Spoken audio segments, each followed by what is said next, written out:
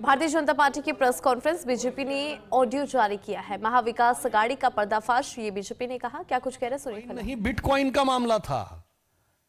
इसका मतलब digital technology का हाईटेक यूज समाज के भले के लिए भले ही ना किया हो, सुशासन के लिए भले ही ना किया हो, पर भ्रष्टाचार के लिए किया है, ऐसा प्रतीत होता है। अब मैं पुनः यह बात कहना चाहता हूं, यह केवल आरोप नहीं है, हम एक आधार पे बात कर रहे हैं कि महाराष्ट्र की जनता इनको पहचाने कि ये कैसे कैसे कौन कौन से धंधे करते हैं। और यह बात मैं हवा में नहीं कह रहा हूं, यह वो पार्टी है ना जिसकी सत्ता जब थी तो गृह मंत्री पे आरोप लगा था कि 100 करोड़ रुपया महीना वसूलवाते हैं। आरोप किसने लगाया था? पुलिस कमिश्नर ने। भारत के इतिहास में कोई उदाहरण नहीं मिलेगा जो महाविकास अघाड़ी में हुआ था कि गृह मंत्री पर पुलिस कमिश्नर ने यह कहा हो और उसके बाद गृह मंत्री गिरफ्तार और पुलिस कमिश्नर फरार। गृह मंत्री गिरफ्तार और पुलिस कमिश्नर फरार, यह जिस सरकार के कार्यकाल में हुआ हो तो वो विपक्ष में रह के कौन कौन सी कारगुजारियां कर रही होगी, इसका सहज अनुमान लगाया जा सकता है। इसीलिए हमने 5 सवाल करे हैं और मैं साफ साफ पूछना चाहता हूं, आज आखिरी रात है चुनाव से पहले की। इन 5 सवालों का अगर जवाब नहीं दिया तो वो बहुत पुरानी फिल्म मुगले आजम का डायलॉग याद है ना, ये रात साहिब आलम के मंसूबों पे बहुत भारी गुजरने वाली है। क्योंकि अब देश की जनता और प्रदेश की जनता उन मंसूबों का असली चेहरा बेनकाब होते हुए देखना चाहती है। नकाब में जितना भी वोट डलवाने का प्रयास कर ले, परंतु अब मुझे लगता है कि इसके द्वारा वो चेहरा बेनकाब हो चुका है। धन्यवाद।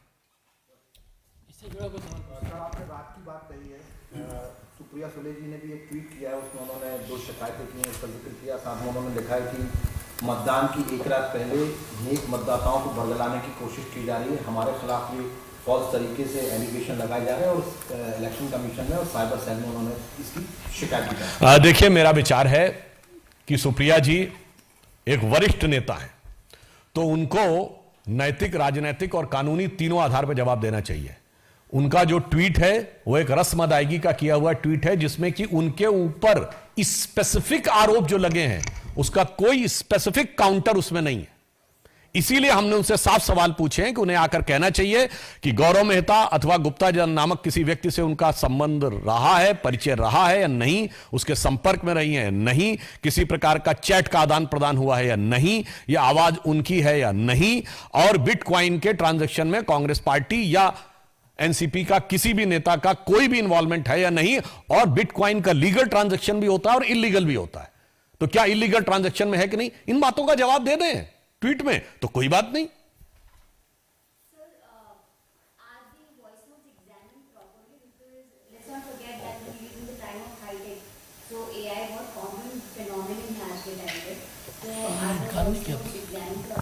That's why we have asked categorically 5 questions, in which one of the question is that they should come out and unequivocally say that this is their voice or not. Up till now, we have not seen any clarification or condemnation. As it has been said, a tweet has been said, which is a very vague and generic language. There is no specific, to the point rebuttal of the allegation. Election is just one day away. You feel that this is a high chance that the Election Commission of India need to take the cognizance of this and action need to be initiated against these leaders so that this malpractice cannot be used in your future? We hope and we are confident.